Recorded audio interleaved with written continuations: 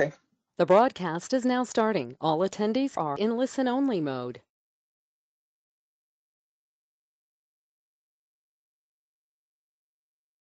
Hello, everyone. Thank you for attending the Conformiq webinar on leveraging test design and automation for BDD and Agile testing. My name is Rob Ashall. We're just at the top of the hour here. We'll let people are joining as I speak. So what we'll do is wait another minute to make sure that everybody's logged in, and then we'll start into the session very, very shortly. So I will just mute myself for now.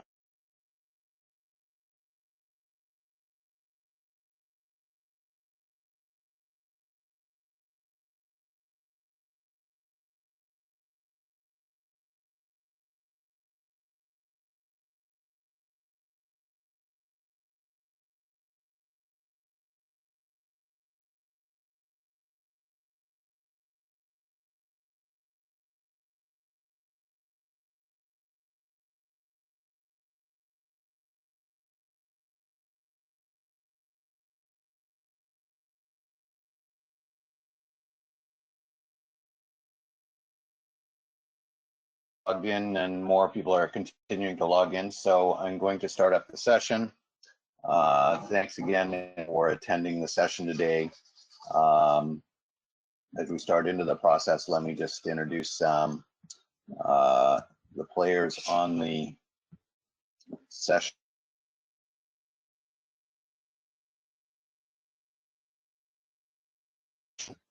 Today, my name is Rob Ashall. I'm in charge of the Americas after the sales and service. And joining me is Arjun. He's head of our pre-sales group. And he'll be doing actually the heavy lifting today. We plan to walk you through a few slides to introduce you to the concept of model-based testing and the Conformiq tool. It has 3 scenario demos that he's going to walk you through that we want to show you Conformiq working in the BDD and the Agile world. We have Cypriya Gondar, who heads up the marketing efforts for Conformiq. During the session today, you're on mute, but if you have questions as we go through, if you put them into the chat line, we have reserved off some time at the end to handle as many questions and provide answers as we can, as well as at the end of the session and later today, we will have a follow-up email that will have a posting to the link of this recording of the session that you can share with your team members or go back and revisit. Our contact details are on the line there. Feel free to reach out to either of us to ask any questions as well as we go through the process.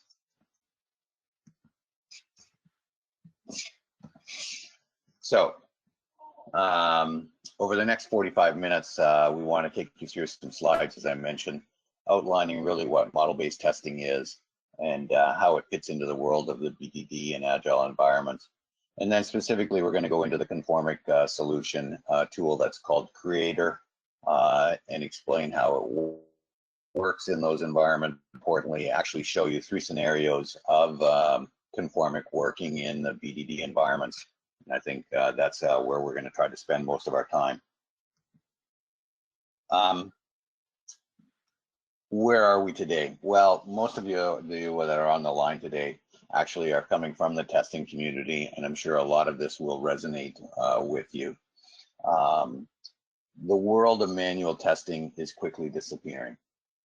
In a recent survey by Smart Bear Software in 2020, earlier in 2020, their respondents, 76% of the respondent companies have indicated that they have full test automation underway. Most organizations are trying to reduce the manual testing effort to as near zero. Manual testing will still exist for some things, but most organizations are trying to get that to a near zero situation. Secondly, we're really witnessing a real rapid adoption and move to open source testing across the enterprise. So tools like Selenium, Rest Assured, Postman, APM, Jira, Git are really being adopted right across the enterprise. Organizations are transforming to these new technologies that are more economically sound, as well as easily fit into their automation frameworks. that feed their CI/CD pipelines, because organizations truly are trying to get to continuous testing. We're also seeing a rapid increase in terms of the amount of omni-channel applications. Now, some of this might be driven by COVID because we're all stuck at home and have an internet out with us. But what we've really seen is that applications out there must now work for a wide variety of environments, whether it's the web, whether it's phone, whether it's mobile. And we all know that there's lots of variations of those, but the applications must work on all those environments and be tested to work on all of those environments and provide a rich user experience on all of those environments. And in fact, some studies showed that 60% of banking users now fully omni-channel, so that they're coming in whether it's on the web or on their phone. You know, when I look at personally, where I would never use a banking application on my phone in the past 6 months, I'm on the phone, I'm on the internet, I don't go to the branch anymore. In the retail world, they also have adopted to the omni-channel. As a matter of fact, I just saw a report in the Globe and Mail today talking about Metro and their expanse of their e-commerce world and omni-channel. And really what they're finding is that retail users spend on average 10% more through the omni-channel applications. So there's not only just a reason to satisfy customer users, but there's a revenue generation aspect to it as well. And the fact is that it requires full testing in all of those environments. The other thing is that the ongoing demand by the users, business users, for apps that meet their marketing and business needs has really given rise to the agile world. What was once something that was agile-ish, years ago I would talk to people and they were moving to agile. A recent study from Gartner in 2019 indicated that 85% of the companies have full agile projects underway. And of that, 20% of those companies were fully agile. So that's been a real increase over the last 3-4 years from agile-ish to full agile projects. But in those agile worlds, well, there's challenges themselves.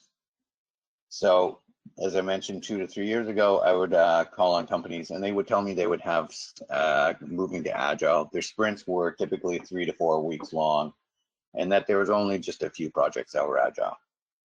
Fast forward to 2020, and when I talk to those companies today, I'm finding that the agile world is alive and well. Most projects are agile, and that the sprints have been now reduced down to 2-week sprints. And in that, from sprint to sprint, a well-functioning sprint, the velocity expectation is that should trend upwards by 10% from sprint to sprint. So more functionality, more features being added from sprint to sprint. And this really gives rise to a huge demand on throughput, velocity.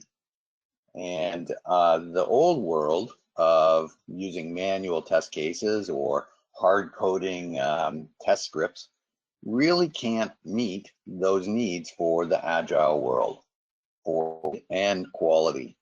So a new paradigm is required, something that's going to reduce the manual, make it easier to build test cases and faster to build test cases, as well as generate test scripts that meet that 2-week demand.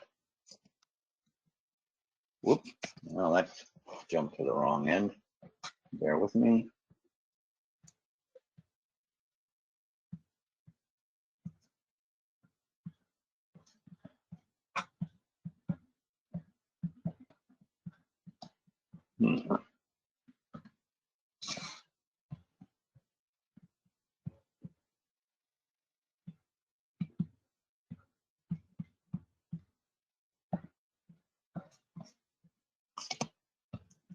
I seem to have jumped here. Sorry about that.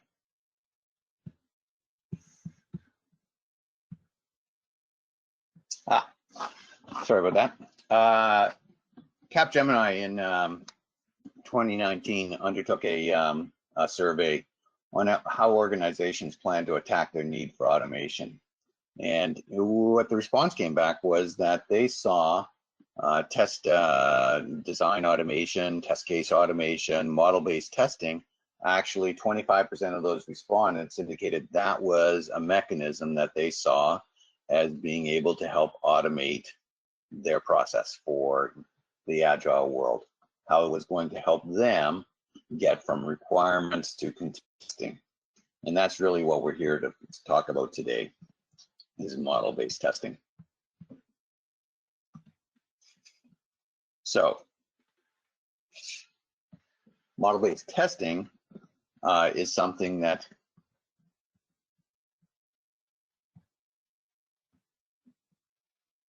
can fit well into your Agile projects.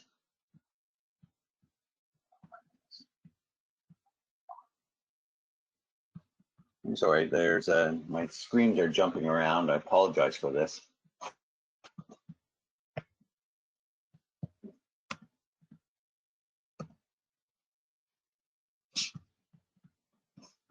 So,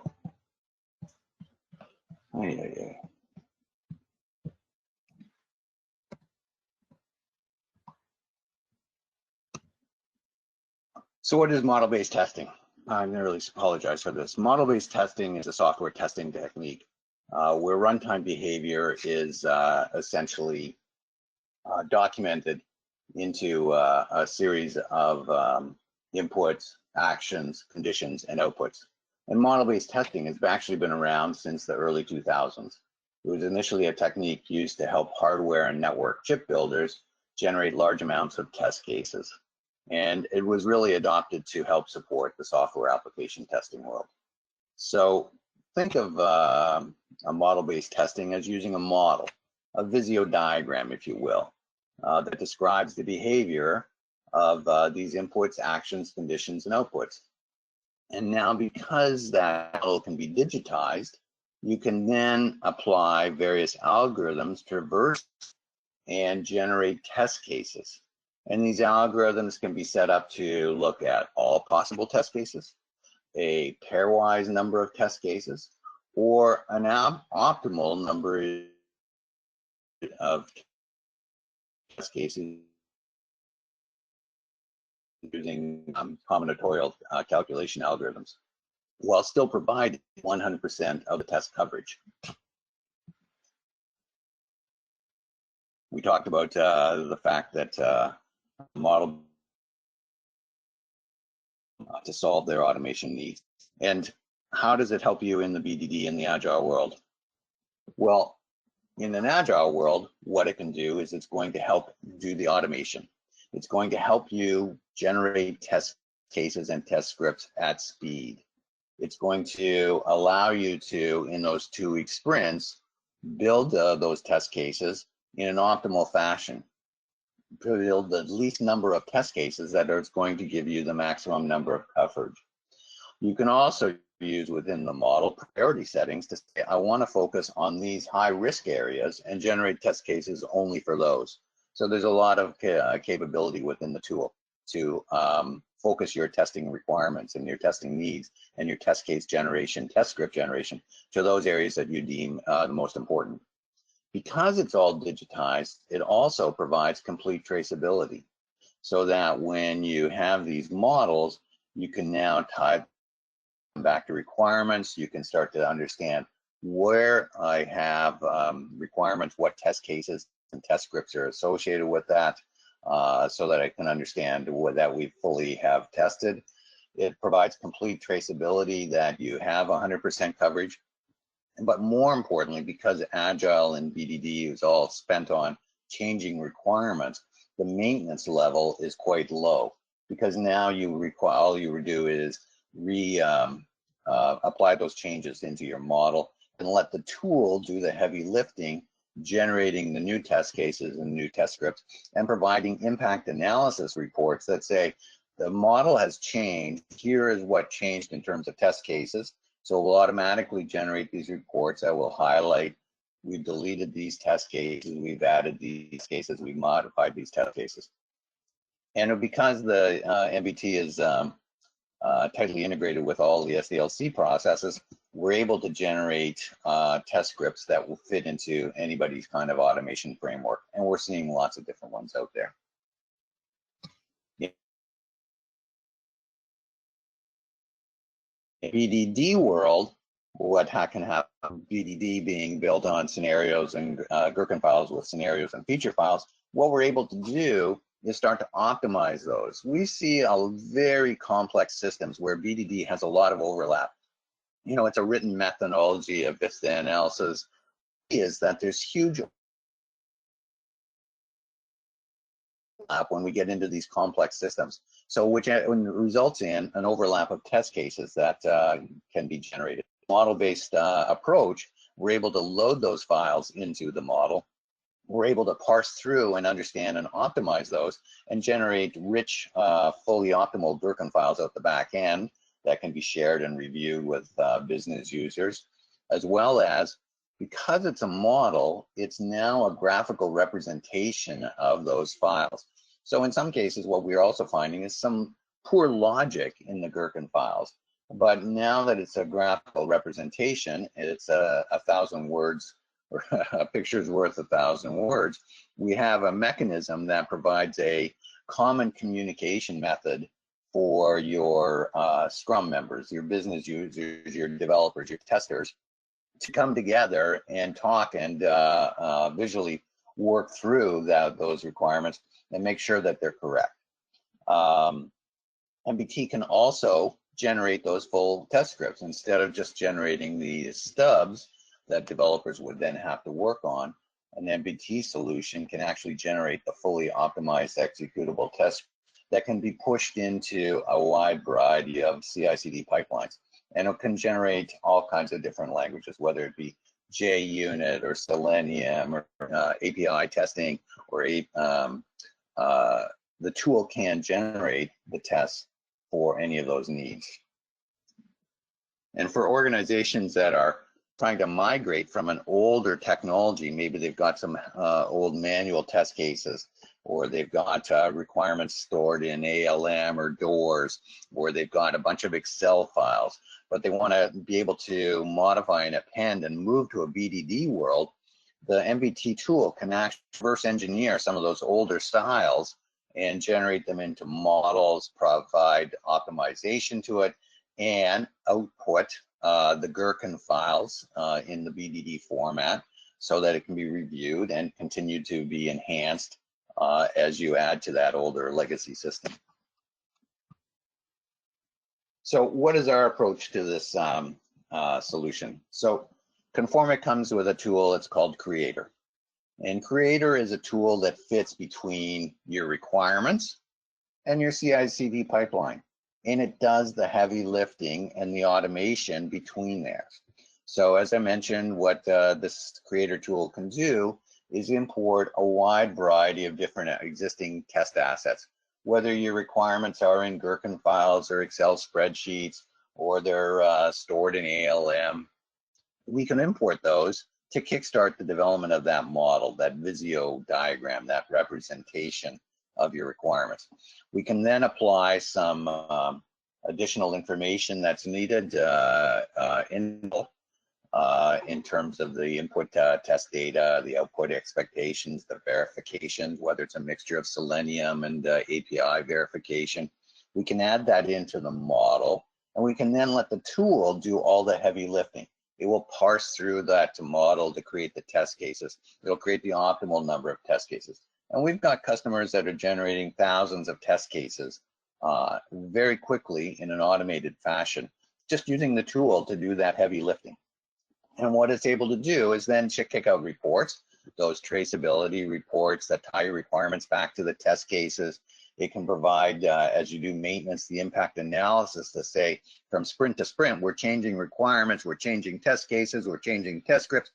The tool will provide that impact analysis automatically that will give you that understanding of what is changing. And then the tool will generate the test scripts in the language that you prefer, whether it's the JUnit or Selenium, or output an Excel file that feeds your automation framework. And what we're seeing is there's lots of automation frameworks out there. Everybody's got some nuance to an open source tool, and we're able to adopt our tool and adapt it into kicking out the test scripts that fit your needs. So what we're really trying to do is take you from a requirements to testing in the least amount of work possible. And because we have to work with the enterprise, we're required to work with lots of different types of assets.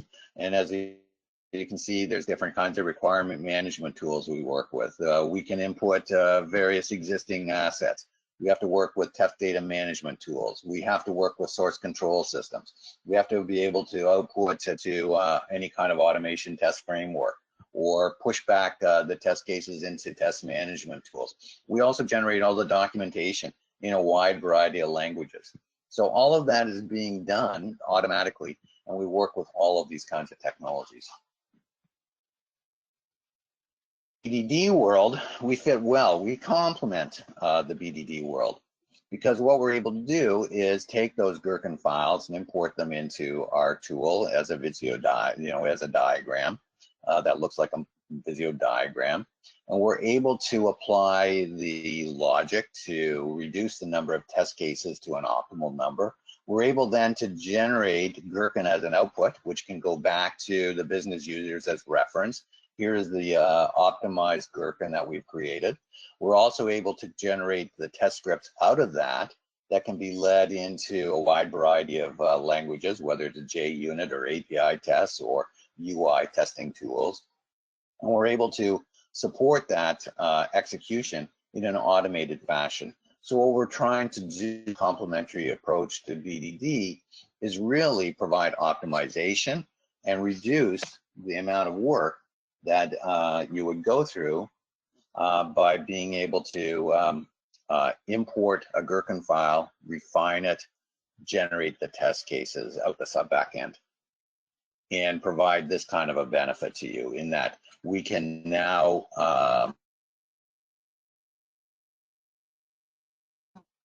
provide the scriptless test automation tools. So instead of having to go hubs and provide and add additional development information, we're actually generating automatically. And this really comes to fruition when we get into ongoing maintenance and constant change in an agile BDD world.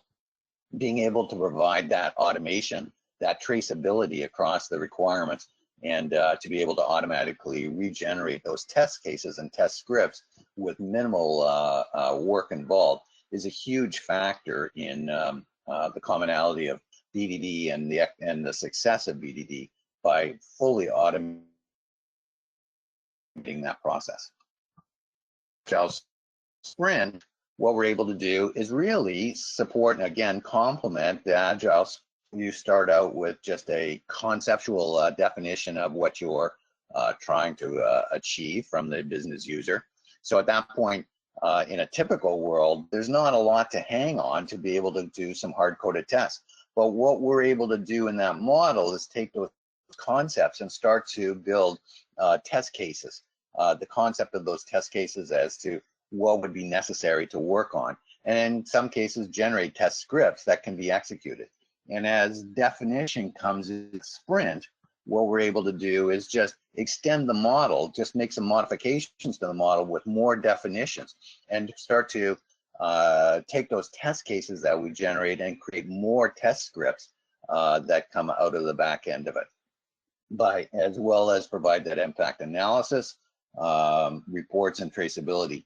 So from sprint to sprint, we have an easy ongoing maintenance of appending new changes to the tool or to the model, as well as generating the test cases and the test scripts, and the whole time providing impact analysis as to what tests have been added, changed, and deleted.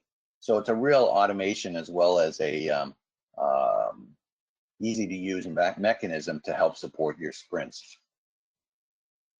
So really what we find is that with our customers is that we provide great value prop in the term of providing optimized testing, reducing the number of test cases and test scripts that you have to execute.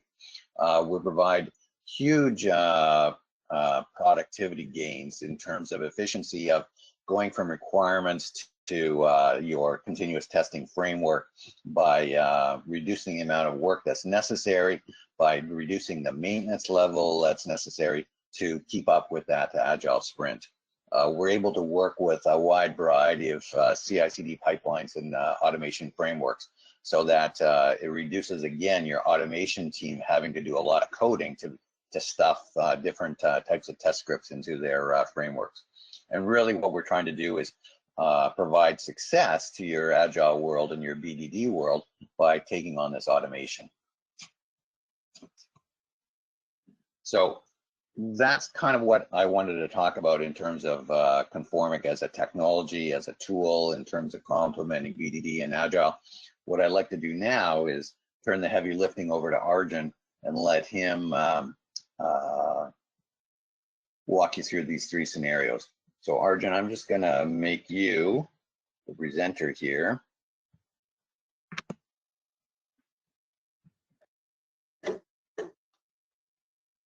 Yeah, thank you, Rob.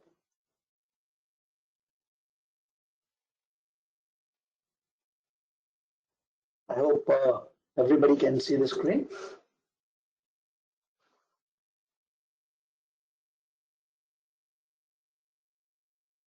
Yep, we're all good. Arjun, you can continue. Yeah, as Rob was mentioning, we are going to demonstrate three different scenarios which may come across very commonly in the agile environment, and all the three scenarios are related to the BDD.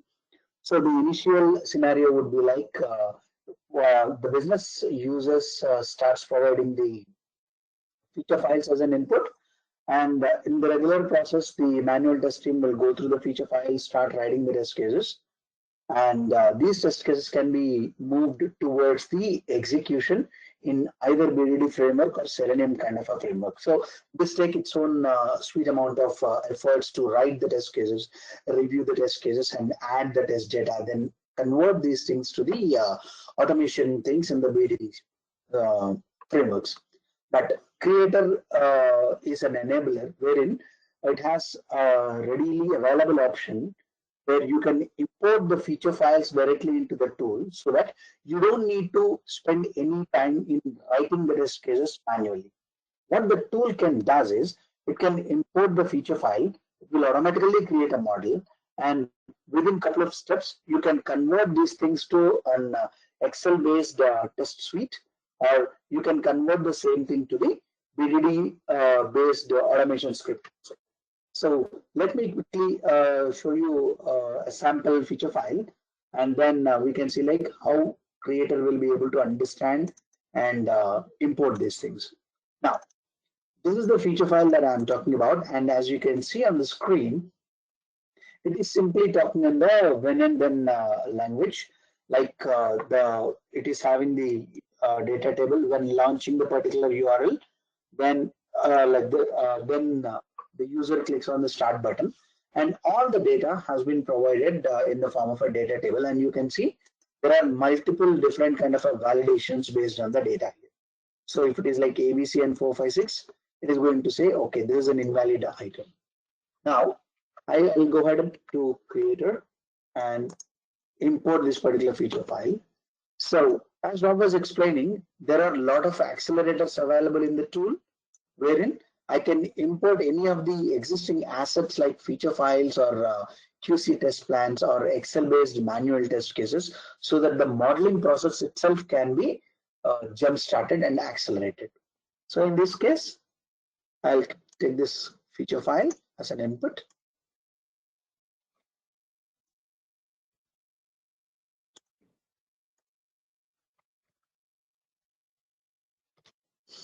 Yeah.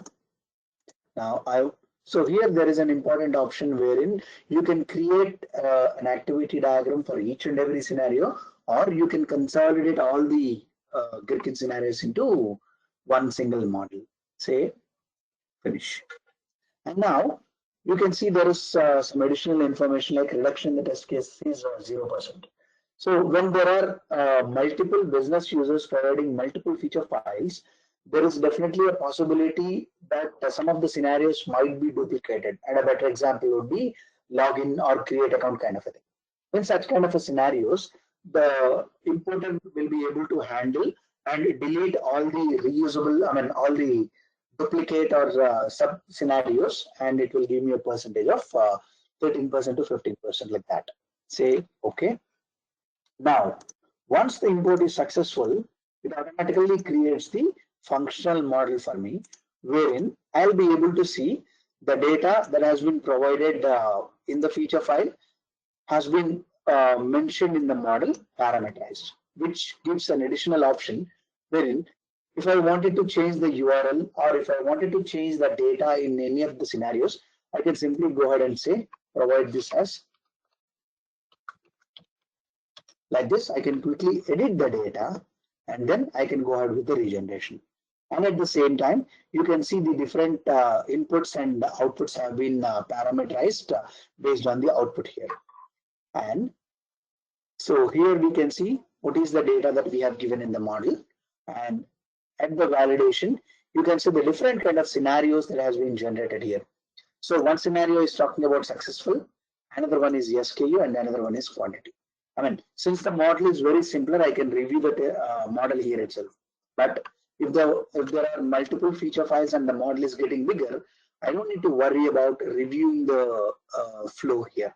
What I'll do, I'll simply go ahead and say load the model, so which will help to load the entire model in compliance with the modeling notations, and say generate the test cases. So the moment I click on generate test cases, it will quickly complete the coverage of the entire flow, and it gives me the number saying 3 test cases has been generated. Once the test cases are also generated, I can go ahead and start reviewing those test cases according to this. Now you can see this is one flow I'm talking about, wherein there is a successful scenario, and you'll be able to quickly validate what is the data that is being responsible for the successful scenario also. Here is, you can see this data is responsible for the successful scenario, and I can quickly validate the same thing against the input feature file. Now I got a confirmation from the model itself saying the input feature file has been successfully imported and the appropriate number of test cases are also generated here. Now my next step would be, since the entire coverage is 100%, I can go ahead and start exporting this to either manual testing purpose in an Excel sheet, or I can export it to the automation frameworks, BDD compatible or Selenium compatible.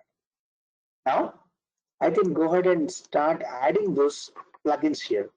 So when it comes to the plugins, you can see a huge list of plugins which are specific for different kind of technologies like a mobile application or a BDD plugins or Selenium or Robot or UFT or anything.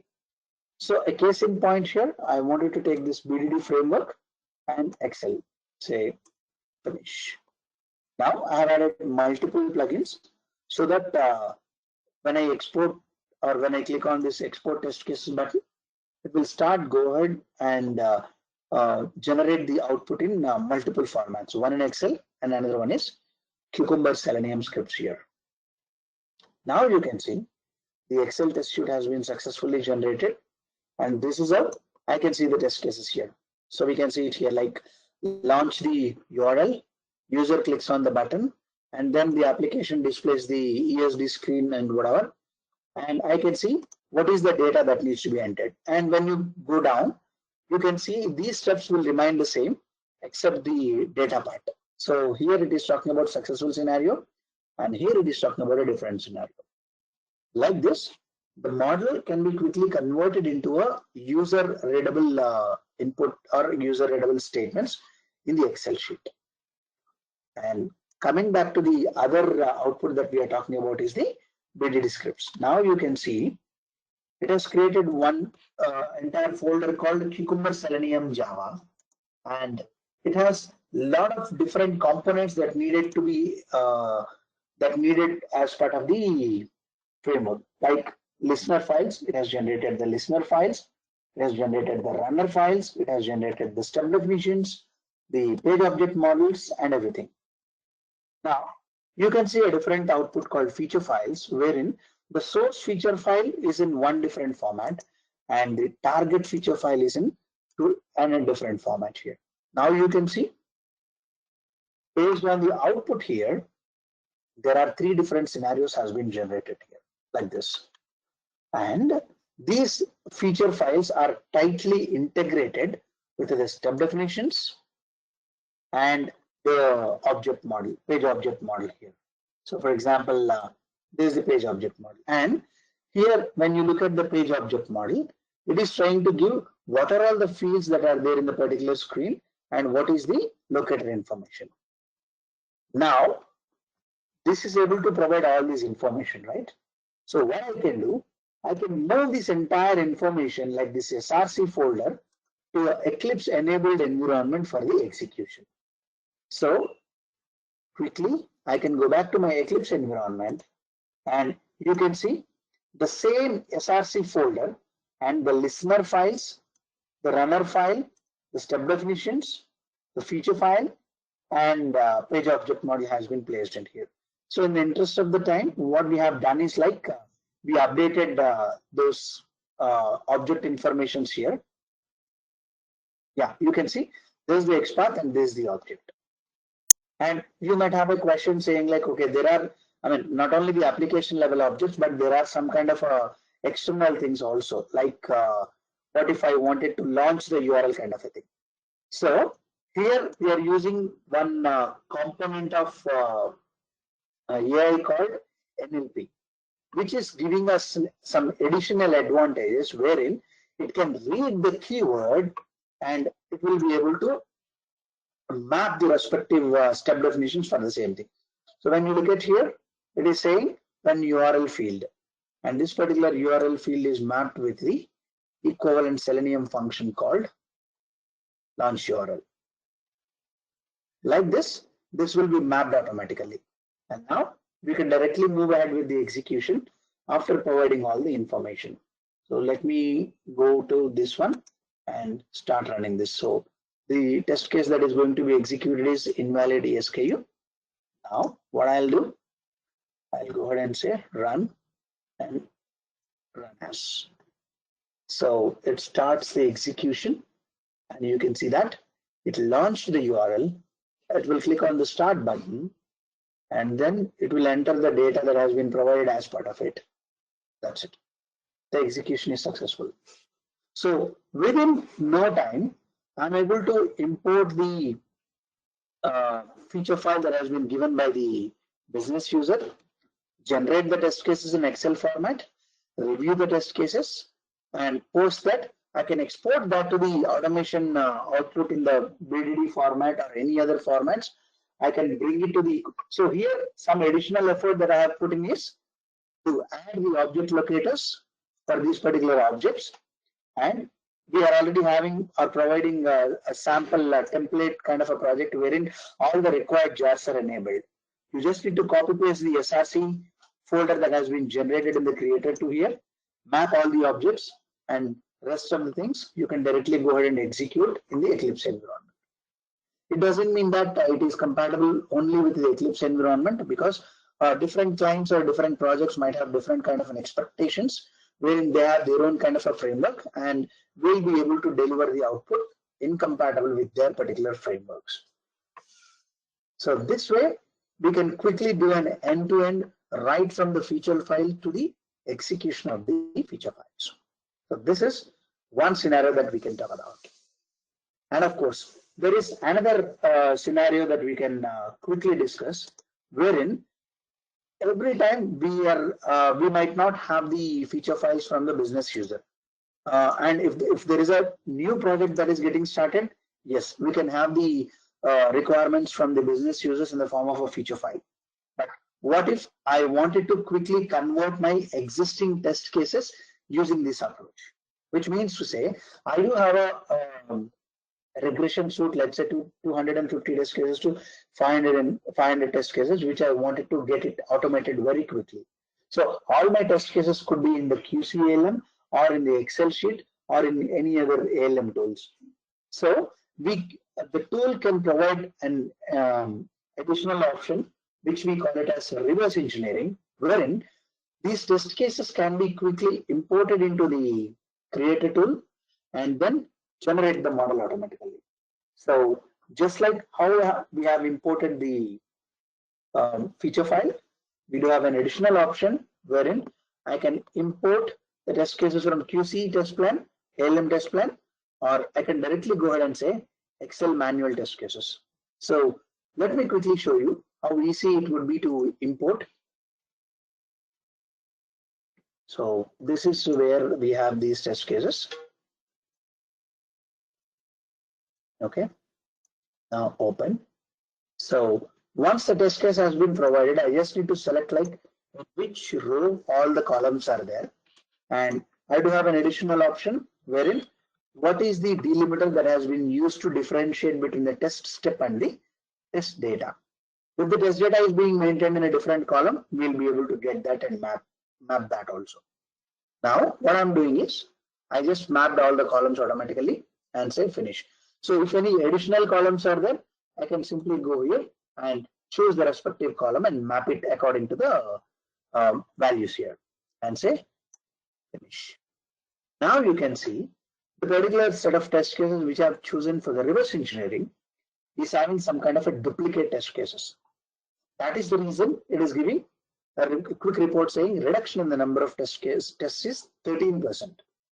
Say okay. Now when I go back to this, again we can quickly see a model has been quickly generated.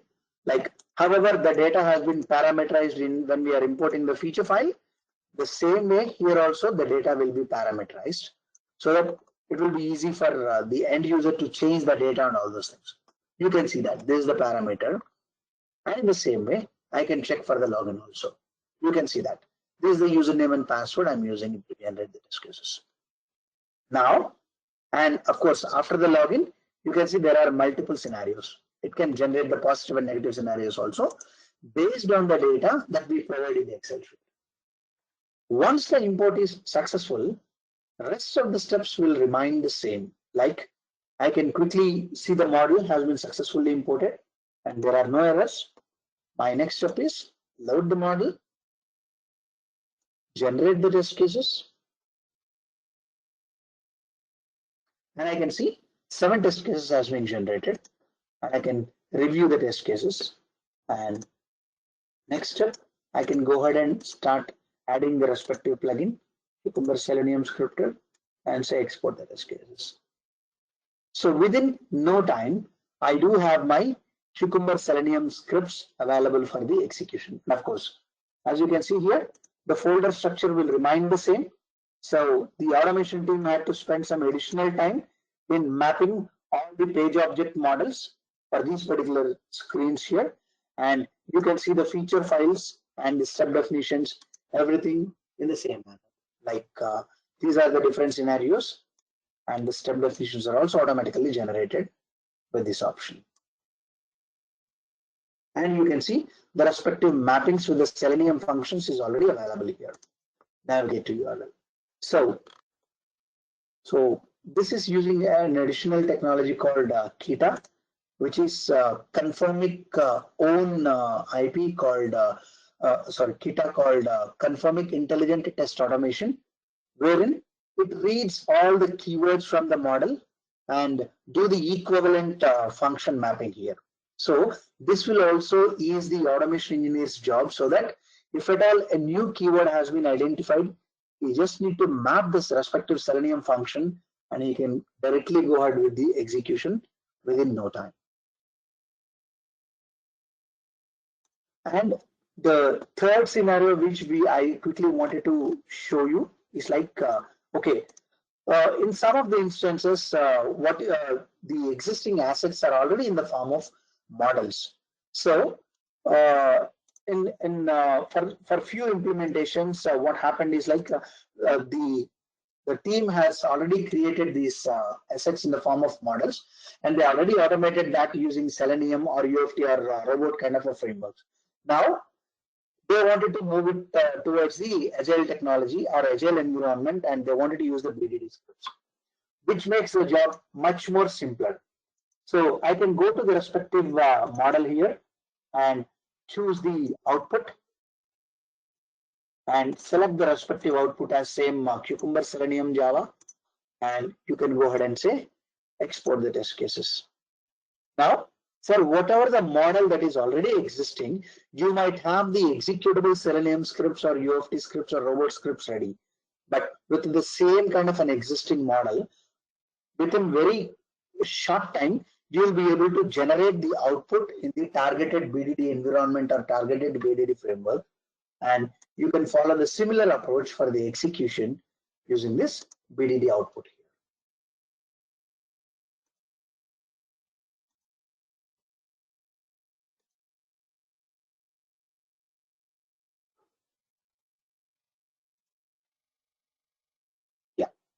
So I think I'm pretty much covered the scenarios that we wanted to discuss during this webinar.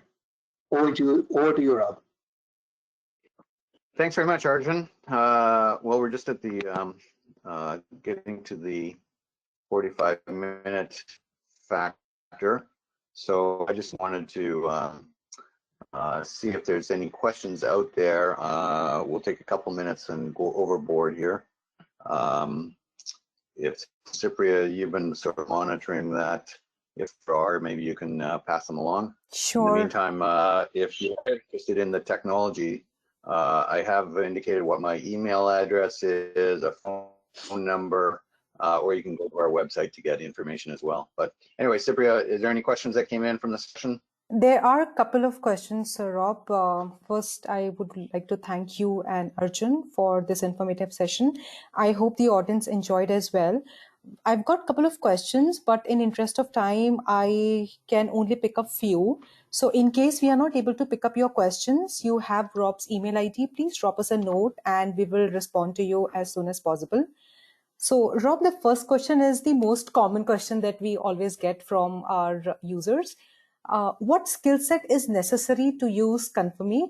There's another question on the training and learning. I'm going to put it as a follow-up to the same question. So what is the learning curve required for using Creator? Okay, yes, you're right. Those are questions that we typically get. And what we find is that the candidates that are using our tool and technology are ones that have a good understanding of the application, for one. Secondly, that they have a good understanding of testing and getting to automation, that they're familiar with the technologies and the terms. The third is that we provide a fairly rich education mechanism through online training, as well as we can do hands-on training to help kickstart the development of these models. But typically we're finding that the people that are using this, our technology, are ones that are quite familiar with requirements and automation, as well as problem solving, if you will. So we're not finding that you have to have any particular high skill set because the tool does a lot of the heavy lifting, but it is important to understand how the tool is working behind of generating test cases and the test scripts. And I think that answers the question, Cypria. Yeah.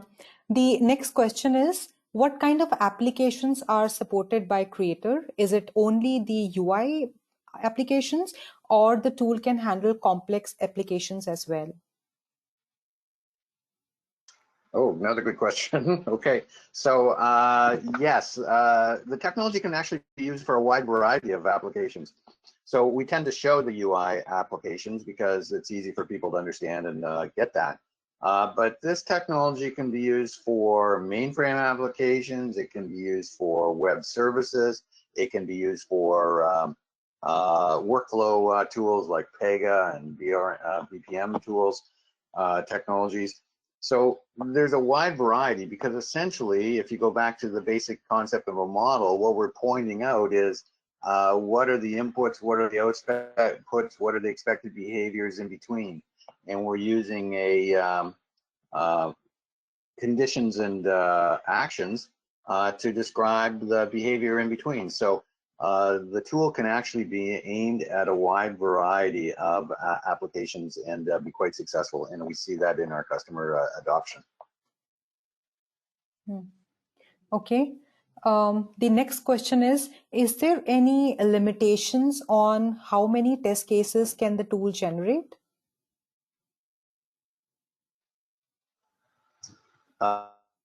Arjun, do you want to tackle that one? No, there is no limitation. It all depends upon the model that we create and the combination options that we choose to generate. But there is no limitation on the number of test cases that can be generated.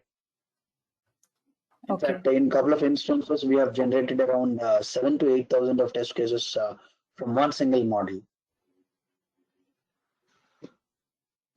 Okay, I think that answers the question. This is going to be the last one. So it says, how long does it take to generate the test cases? I guess the question here would be on the efficiency gain vis-a-vis the manual approach. Oh, okay. Well, I guess typically what we're seeing from our customers is anywhere of between a 30 to 45, 50% productivity gain when compared to manual. Typically, our customers go through a proof of concept when they take on the tool. We encourage that because what we look for is a potential project where they have accumulated some metrics, where they have actual metrics on how much time it took to manually go through, generate test cases, generate test scripts, and applied some maintenance or changing requirements to that development project. And we compare that to the time it takes to create the model, because there is a learning curve, as well as you spend some time to build the model. But then once the model's in place, the automation takes over, and the ability to create test cases and test scripts with the click of a button really starts to impact and improve your productivity, and only exponentially goes up as the changing requirements, especially in an agile world and sprint to sprint, where we see those changing requirements. Conformiq productivity gains are just huge in comparison to a manual effort of having to go through and cipher through as to which test cases are impacted. Do we write some new ones? Do we modify them? Now we've got to change stuff and create some new test scripts. So huge gains there. So yeah, we've seen some significant increases in productivity and a reduction in time effort. Yeah. Okay. Thanks, Rob. That's about it. We can only take these questions today because we have already overshot the time. But there are a couple of other questions I can see. I will probably just respond to them personally. Okay. Excellent. Thanks, Supriya. And to everyone that's out there, thank you very much for attending the session. We're trying to, although we went overboard on the time, I apologize for the errors in my slide deck. But hopefully it gave you a feel for what model-based testing can do, and particularly what Conformiq can do to help you with your agile projects or your BDD implementations, and how we can help automate a lot of that process between requirements and the automation framework. If you do have questions, feel free to reach out to me. As I mentioned, there's my email, there's my phone number, or you can send questions into marketing@conformiq.com, and we will be happy to take them up and work with you.